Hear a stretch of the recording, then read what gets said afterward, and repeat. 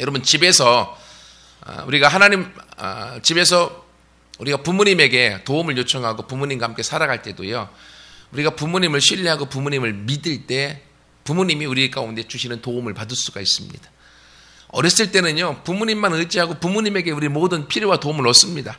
하지만 머리가 커가면서 혼자 할 수 있다는 생각 가운데 부모님을 신뢰하지 않고 부모님이 주시는 도움을 받지 않고 내 스스로 뭔가를 하려고 하다가 좌충우돌하면서 우리가 어려움을 당하는 일들이 많이 있습니다. 부모님이 아무리 도와주려고 해도 부모님을 신뢰하지 않으면 그 도움을 내가 받지 않게 되는 거죠. 여러분, 이것은요, 우리 가정에서뿐만이 아니라 영적인 원리에도 똑같습니다. 하나님은 우리 가운데 영적인 부모로서, 우리의 진짜 아버지로서 우리를 향하여 도움의 손길을 주고 우리와 함께 하기 위하여 우리 가운데 하나님의 축복 가운데 인도하기 원하시는데, 내가 그 하나님을 신뢰하지 않고 하나님을 믿지 않게 될 때는요, 그 하나님의 도움의 손길을 받을 수 없습니다. 그리고 거부해버립니다. 그리고 나 혼자 열심히 살려고 몸부림치지만 맨 땅에 헤딩하고, 그것 때문에 우리가 힘들어하면서 실패자가 되고 낙심과 좌절을 경험하게 되어집니다. 그래서 오늘 설교를 통하여서 하나님을 믿으라 라는 제목으로 함께 말씀을 나누는 것입니다. 사실은 또 이 제목이 이러니까 하나님 안 믿는 사람도 예배드리나? 라는 생각이 들 수 있습니다. 여러분, 하지만요, 하나님을 믿으라고 하는 오늘 본문에 나와 있는 이 내용의 원문을 보면 이것을 다르게 번역할 수도 있습니다. 하나님을 믿으라, 다른 말로 하면 하나님의 믿음을 소유해라 라는 것입니다. 우리가 하나님을 믿지만 각자 자신이 가지고 있는 믿음의 분량으로 하나님을 믿습니다. 나는 1로서 믿고 10으로서 믿고 50으로 믿고 각자 하나님을 믿는 믿음의 크기가 다르다고 하는 거예요. 하지만 하나님을 믿으라고 성경이 우리 가운데 요구하실 때는 하나님의 믿음을 가지고 우리를 믿으라, 하나님의 믿음을 가지고 하나님을 믿으라는 것입니다. 내가 하나님을 믿는 그 믿음이 아니라 하나님이 갖고 계신 그 믿음을 통해서 하나님을 믿으라고 하는 거예요. 여러분, 그렇게 나아갈 때 우리의 삶이 완전히 달라지게 될 줄 믿습니다. 여러분, 성경에 놓고 보면 하나님이 갖고 계시는 믿음이 어떤 것들인가를 같이 좀 살펴보려고 그래요. 하나님이 어떤 믿음을 갖고 계신가? 누구에 대해서? 우리에 대해서, 나에 대해서. 하나님이 여러분 개인에 대해서 어떤 믿음을 갖고 계시는가?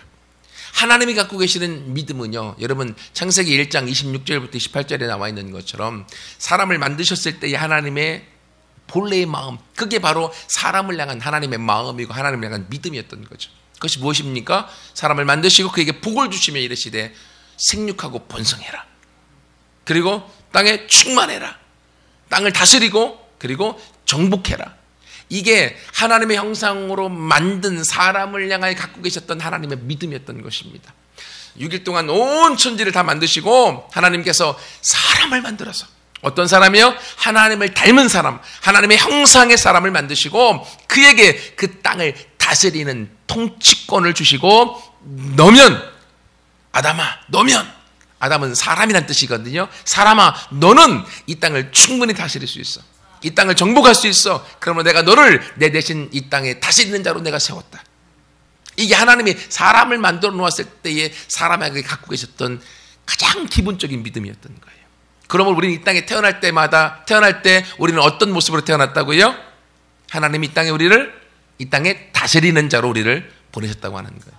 이게 우리의 본래 태어났을 때, 우리를 만들었을 때 사람을 향한 하나님의 믿음과 계획과 생각이었다고 하는 것입니다.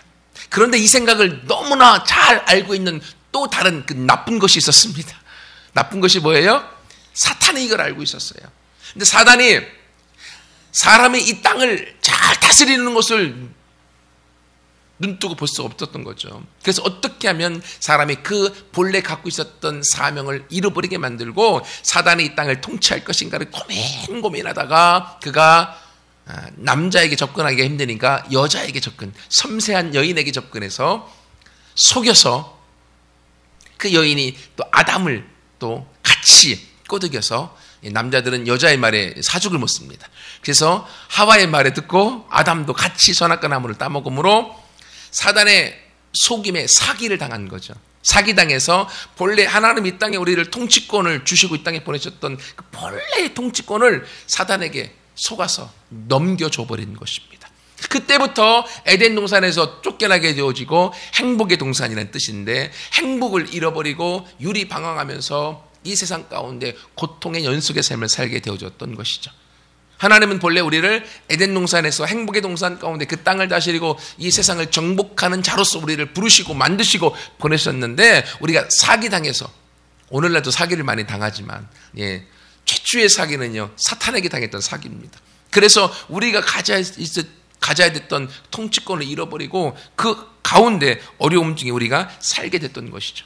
하지만 그럼에도 불구하고 하나님이 저와 여러분을 만드셨을 때 갖고 계셨던 최초의 믿음, 이 땅에 너는 정복자다, 너는 이 땅에 다스리는 자다, 내가 너를 통하여 이 땅을 다스리고 이 땅에 충만하여서 하나님의 축복이 임하도록 만들겠다 하셨던 그 믿음은 하나님은 포기하지 않으셨어요. 하나님의 그 믿음을 가지고 천지 창조 이후에 지금까지 계속 그 믿음으로 하나님은 이 말씀과 이 하나님의 마음을 믿고 따르는 사람을 통하여 이 땅을 다스려 왔고, 이 땅을 바꿔왔고, 이 땅을 지금도 주님이 그런 사람과 함께 바꿔나가고 있습니다. 여러분, 그러므로 여러분이 생각할 때 사기당한 자로서 사기당한 것을 원통히 하며 내 인생이 이렇게 꼬였을까? 나는 왜 이렇게 사기만 당하고 왜 이렇게 실패할까? 라는 생각을 갖고 여러분의 인생을 삶으로 실패자로 끝날 것입니까? 아니면 하나님을 믿으라, 하나님의 믿음을 가지고 하나님의 여러분의 천지를 창조하실 때 갖고 계셨던 정복자의 통치자의 믿음을 여러분의 소유하여서 그 믿음으로 하나님과 함께 이 땅을 다스리는 자로 살겠습니까? 그 선택은 여러분의 몫인 거예요. 저와 여러분의 우리 인생을 선택하는 것입니다. 하나님을 원망할 수 없어요. 왜냐하면 내 인생은 내가 선택함으로 내가 내 앞길을 걸어가는 것이기 때문에 그렇습니다. 하나님은 우리 가운데 너의 생각과 너의 계획과 너의 자그마한 마음으로 너의 인생을 판단하려고 하지 말고 하나님을 믿고 하나님의 믿음을 네가 소유함으로 하나님의 눈으로 너를 보고 하나님의 눈으로 너의 가치를 보고 하나님의 눈으로 너의 사명을 봐서 내 인생에 걸어갈 길을 네가 선택하기 원한다 라고 오늘 우리 가운데 말씀하고 있는 거예요. 여러분, 제주 컨퍼런스 갔다 오신 분들은 많은 것을 느꼈을 것 같아요. 하지만 여러분, 거기에 왔던 강사진들 보면 다 세상을 정복한 사람들의 모습입니다. 그렇죠? 거기에는요 연세가 드신 60 넘으신 분도 있고요. 로렌스 커 목사님은 60이 넘었거든요. 그리고 주트웨브 창시자 세데라 목사님도 50대 후반이시죠. 그리고 거기서 끝난 것이 아니라 그 후손 2대 젊은이 여자 사라 카스타노스는 20살로 수십만 명 앞에서 설교하고 수만 명의 사람들을 주님 앞에 돌아오게 만드는 사람으로 쓰임받고 있고, 그리고 다니엘 콩도 20대 중반인데도 불구하고 그렇게 수많은 사람 앞에서 쓰임받은 인생으로 바뀌어진 거죠. 그들도 실패를 경험했고 과거에 아픔과 상처도 있었습니다. 하지만 그들은 그들의 인생 가운데 하나님의 말씀, 하나님의 믿음을 소유하고 하나님의 믿음을 나의 믿음으로 갖겠다고 결단함으로 그 길을 걸어갈 때 그들은 다스리는 자요 정복자의 인생을 살아가고 있다고 하는 거예요. 여러분, 지금 우리의 상황과 우리의 환경이 어떻든지 간에 하나님은 우리 가운데 동일하게 말씀하시는 거예요. 컨퍼런스의 강사진들은 그렇게 하나님을 쓰고 있다고 하면 그들이 믿는 하나님과 내가 믿는 하나님은 동일하신 하나님이십니다. 그러면 내가 그 하나님을 믿고 하나님의 믿음을 나의 믿음으로 소유하고 함께 그 길을 걸어갈 때 우리의 인생도 하나님 앞에 그렇게 쓰임받을 줄 믿습니다. 하나님의 믿음은 모든 사람들에게 동일하기 때문에 그래요. 여러분, 하나님 이런 믿음을 갖고 가셨을 때에 그 다음에 예수님도요 우리를 향한 믿음을 갖고 계셨어요. 예수님이 성경에 보면 제자들을 향한 믿음을 갖고 있는데 그 믿음이 보면 가장 극렬하게 드러난 곳이 마태복음 28장 18절부터 20절까지 말씀, 사도행전 1장 3절부터 8절에 있는 말씀입니다. 예수님이 공생의 3년 반의 사역을 통하여서 다 하신 다음에 죽으시고 부활하시고 승천하실 때 제자들에게 마지막 지상명령을 남깁니다. 너희는 가서 모든 족속으로 제자를 삼아 아버지와 아들과 성령의 이름으로 세례를 주고 내가 너에게 분부한 모든 걸 가르쳐 지키게 하라. 세상 끝날까지 내가 너희와 함께 하겠다. 여러분, 그때 제자들의 모습은 어떤 모습이었습니까? 그들은요 완전한 실패자의 모습이었습니다. 왜냐하면 예수님이 3년 반 동안 함께 한솥밥 먹고 같은 식구라고 같이 예수님을 따라다녔는데 예수님 십자가 달려 돌아가실 때요 거의 모든 제자들은 예수님을 배반했습니다. 그리고 그렇게 함께 있었던 제자 중에 한 사람이 그 예수를 팔아버렸습니다. 예수님의 죽음의 현장 가운데 같이 있었던 사람은 요한 한 사람밖에 없었습니다. 예수님은요 결국 그의 모든 사역에서 실패한 것처럼 느껴졌습니다. 눈에 보일 때는 실패자의 모습입니다. 그리고 나서 예수님이 부활하시고 나서 제자들을 다시금 모았습니다. 그리고 그들에게 하신 마지막 명령이 그거예요. 너희는 가서 모든 민족에게 복음을 증거하여서 제자를 삼으라. 근데 그들은 뭐라고 생각하겠습니까? 아, 예수님, 나도 감당이 안 돼갖고, 나도 예수님 배반하고, 나도 도망갔던 사람인데요. 내가 뭘 할 수 있겠습니까? 나는 못합니다. 나는 안 됩니다.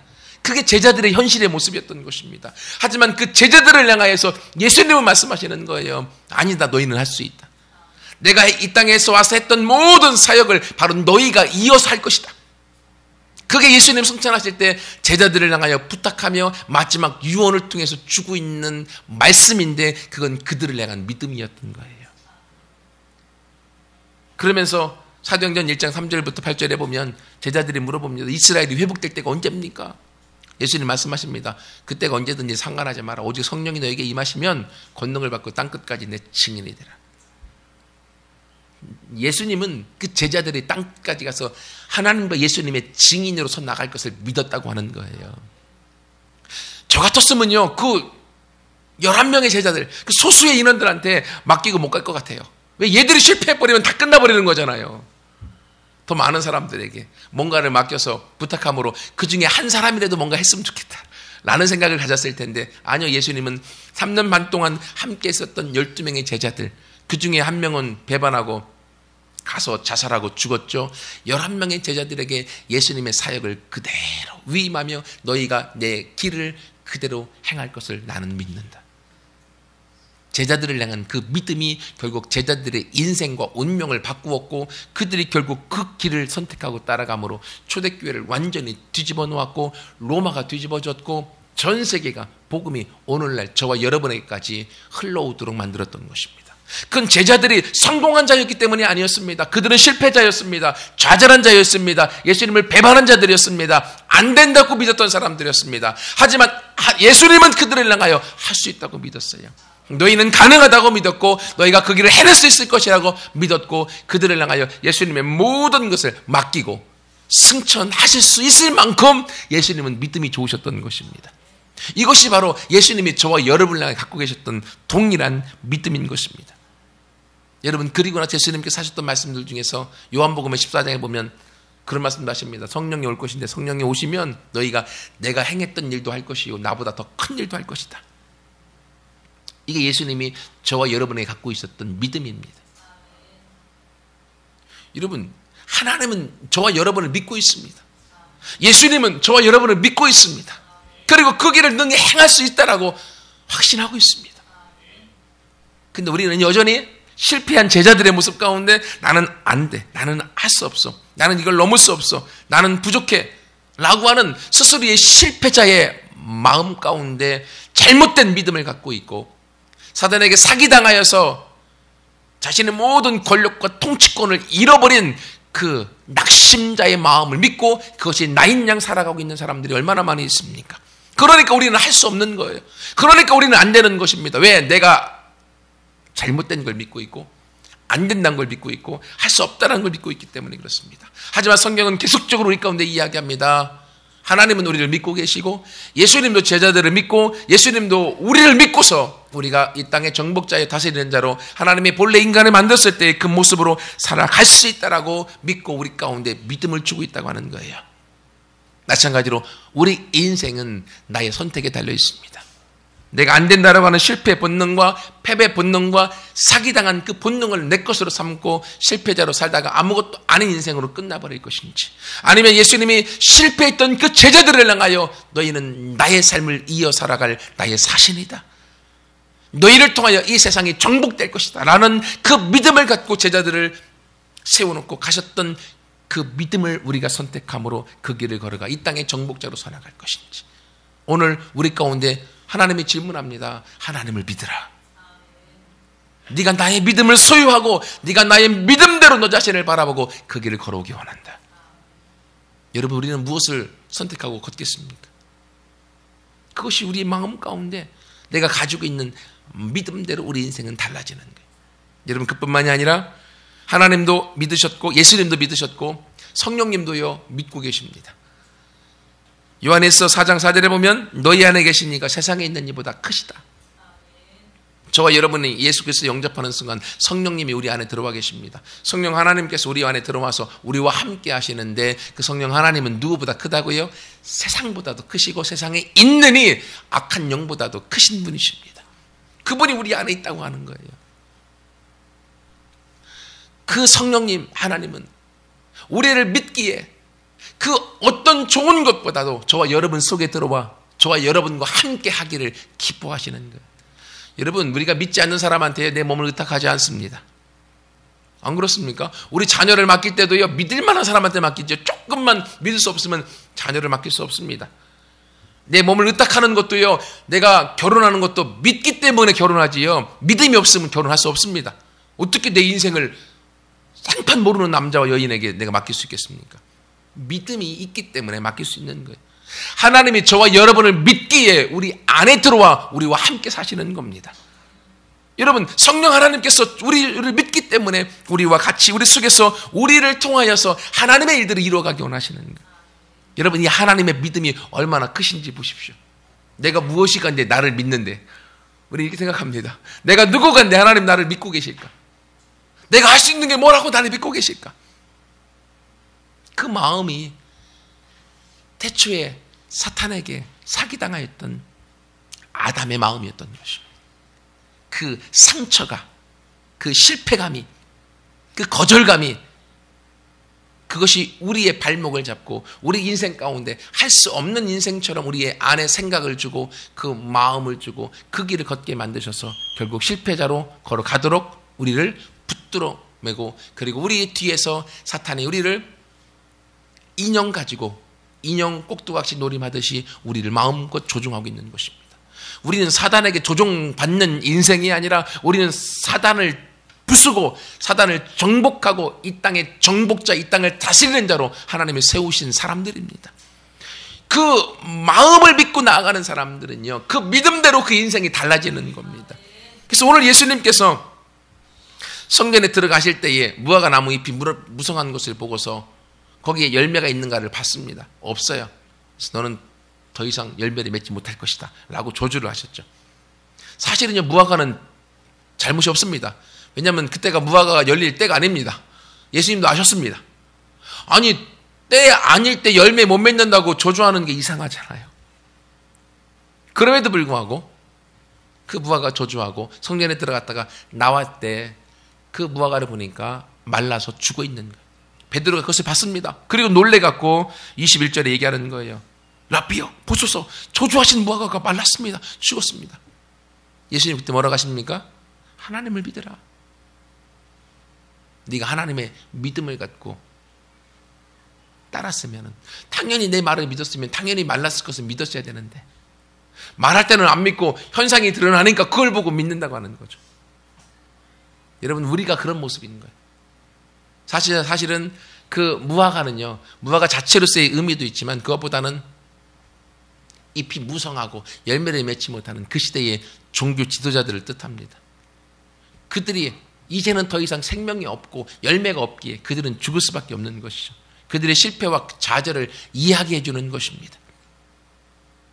그리고 예수님 따라가고 하나님을 향한 믿음이 있는 사람을 통하여 새로운 생명이 열려지고 새로운 이 땅에 다스림이 있을 것을 우리 가운데 보여주고 있는 거예요.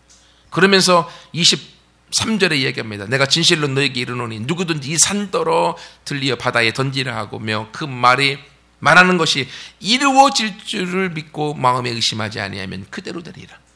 예, 우리는 산더러 바다에 던져라 라고 말하지만 속으로 웃고 있습니다. 그래서 안 되는 거예요. 안 믿어지니까요. 하지만 내 안에 의심이 없이 믿음 가운데 그 일을 행하면 그 일이 이루어진다고 하는 거예요.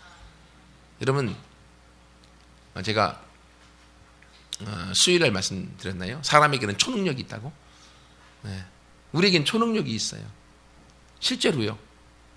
하나님이 사람에게 그 능력을 다 주어서 보냈습니다. 이건 그냥 뜬 소문의 얘기가 아니라 과학적으로 증명된 얘기입니다. 사람의 뇌 안에 이쪽 뒤쪽에 있는 그 뇌 이름을 까먹었는데요. 거기 안에 그 초능력, 그 능력의 힘이 있다고 합니다. 과학자들이 발견해낸 거예요. 왜 그 일이 있었는가 하면 1990 몇 년도에 그 인도네시아로 기억나는데 50대 엄마와 20대 딸이 그 강가를 거닐다가 엄마가 한눈 팔다가 딱 뒤를 봤는데 강에 악어가 자기 딸의 다리를 꽉 물고 있는 거예요. 그걸 보는 순간 엄마가 정신줄을 놔버렸습니다. 막 달려가서 악어의 입을 확 벌리고 딸의 다리를 빼놓고 살려주었어요. 그게 과학자들과 의사들이 엄청난 충격이었습니다. 왜냐하면 악어가 꽉 물었을 때의 이 악어의 악력, 입으로 물렀을 때의 힘이 1톤 이상의 힘이라고 하는 거예요. 1톤. 근데 엄마가 가서 1톤을 번쩍 들었다가 자기 딸을 다리를 꺼내놓고 다시 1톤을 놔버린 거예요. 여러분 1톤이 얼만큼 무게인지 아시죠? 감이 안 잡히시나 보다. 1톤이 1000kg, 1000kg. 그죠? 100kg도 들기 힘들어 죽겠는데 엄마가 1000kg를 번쩍 들었다가 그냥 놓은 거예요. 그래서 과학자들과 의사들이 연구를 해서 도대체 어떻게 된 거냐 했을 때 사람의 뇌 안에 그 힘을 가지고 있다는 그 초능력, 능력이 있다고 하는 거예요. 근데 우리의 이 대뇌라고 하죠. 이 대뇌, 두뇌 피질 여기에 이 두려움과 의심이 있다고 하는 거예요. 그래서 두려움과 의심, 논리적이고 합리적인 생각이 있어서 논리적인 것과 합리적인 생각을 통하여서 우리의 뒤에 있는 초능력을 조절한다고 하는 거예요. 그래서 의심이 생기고 두려움이 있으면 초능력이 발휘가 안 된다고 하는 거예요. 우리가 악어를 보면 두렵잖아요. 두려우니까 도망갑니다. 일반적인 모습이에요. 하지만 그 엄마가 자기 딸이 악어에게 꽉 물려있는 걸 보는 순간 그냥 정신줄을 딱 놔버린 거예요. 아무 생각이 없는 거죠. 단 내 딸을 구해야겠다는 생각밖에 없는 거죠. 가서 악어가 두렵다라는 것, 나한테 그런 힘이 있을까라는 의심, 그게 없는 거예요. 왜? 정신줄을 놔버렸기 때문에. 그래서 그냥 딸을 구하겠다는 마음으로 악어 입을 열렸더니만 열리더라는 거예요. 왜? 사람 안에 그 힘이 있기 때문에. 그래서 의사들이, 과학자들이 그걸 발견해냈어요. 그래서 그것이 의학 논문으로 나왔습니다. 못 믿으시는 분은 인터넷 쳐보시면 나올 겁니다. 그 논문이. 실제로요. 이것처럼 사람 안에는 하나님이 그 힘을 주었어요. 그래서 믿고 그 믿음대로 고백하고 선포하고 나가는 것들은 우리 삶 가운데 이루어지게 되어 있어요. 여러분 근데 좀 다 믿어지면 얼마나 좋을까? 이 인간의 두뇌가요 얼마나 과학적인지. 의심과 두려움은 가만히 있어도 안 가질래도 그냥 들어와요. 안 된다라고 하는 믿음이 얼마나 큰지요. 할 수 없다는 믿음이 더 커요. 막 나는 할 수 있어. 근데 할 수 없다는 내면의 소리는 더 크고 막. 그걸 다 경험하고 있지 않습니까? 그래서 오늘 본문에 24절에 무엇이든지 기도하고 구하는 것은 받은 줄로 믿으라. 그러면 너에게 그대로 되리라. 받은 줄로 믿으라는 거죠. 과거형으로 믿으라는 거죠. 이 말씀을 문자 그대로 믿고서 불치병에서 살아나신 분이 케네세기 목사님. 16살 때 의사들도 다 포기했습니다. 너는 죽는다. 아무도 건들 수 없습니다. 병상에 누워있은 지 오래돼서 온몸이 거의 마비됐습니다. 죽음만 기다리고 있습니다. 가족들도 죽을 줄 알고 관까지 다 준비해놨습니다. 죽기만 하면 끝나는 상황이에요. 근데 이 말씀이 그대로 마음속에 믿어졌습니다. 그 순간 나는 나았어. 이 머리에서 이것이 믿어져 버린 거예요. 그럼 나았으면 어떻게 해야 돼? 나은 사람이 그냥 계속 누워있으면 되겠어요? 안 되죠. 일어나야 되는 거예요. 일어나려고 하는데 몸이 말을 들어요? 안 듣죠. 몸은 굳어있으니까. 일어나려고 발버둥 치다가 그냥 침대에서 뚝 떨어졌습니다. 그러거나 말거나 나는 나았어. 나는 그 믿음이 그를 지배했을 때 그럼 나은 사람이 누워서 쓰러져 있으면 안 되잖아요. 일어났습니다. 기둥을 잡고 일어났습니다. 막 안간힘을 써서 일어났어요. 왜냐하면 그가 물컵이 여기 물을 마시고 싶어서 병상에 누워있을 때 물을 마시고 싶은데 그 물컵이 여기 있는데 물컵을 잡으러 가는데 30분. 물컵을 가지고 오는데 30분. 걸린 사람이었으니까. 그러니 쓰러져서 일어나는데 얼마나 힘들었겠습니까? 그러나 힘든 것은 생각하지 않습니다. 왜? 나는 나았기 때문에. 나은 자의 생각을 갖고 낮게 일어나서 행동하고 그가 엄청난 힘든과 고통이 있음에도 불구하고 나았다고 생각하고 그가 일어나서 비틀거리고 쓰러지고 일어나서 걷다 보니까 그 온몸이 정상으로 회복되어졌고 그는 더 이상 그 병마에서부터 자유케 되어지고 그는 거의 90세까지 전 세계를 다니면서 왕성하게 하나님의 사역을 하다가 돌아가셨습니다. 어떻게 가능합니까? 마음속에 믿어지니까 그 믿음이 이 말씀 그대로 그 삶 가운데 이루어졌던 것입니다. 여러분 이것처럼요. 하나님께서는 우리 가운데 믿음을 주고 그 믿음으로 그 믿음의 길을 걷기를 원하시는 거예요. 그런데 믿음은요. 내가 본 만큼만 들어옵니다. 비전이라는 건 본다고 하는 거잖아요. 여러분이 본 만큼만 믿어지는 거예요. 그래서 우리가 제주도에 가서 더 큰 것을 보고 왔습니다. 할 수 있다는 것을 우리가 보고 왔습니다. 왜냐하면 이 컨퍼런스를 주관했던 교회가 열방교회, 아까 나왔던 이성만 목사님인데요. 그 교회가 갔다 온 사람에 의하면 우리 교회 꼭 2배만 하대요. 우리 교회 2배만 하대요.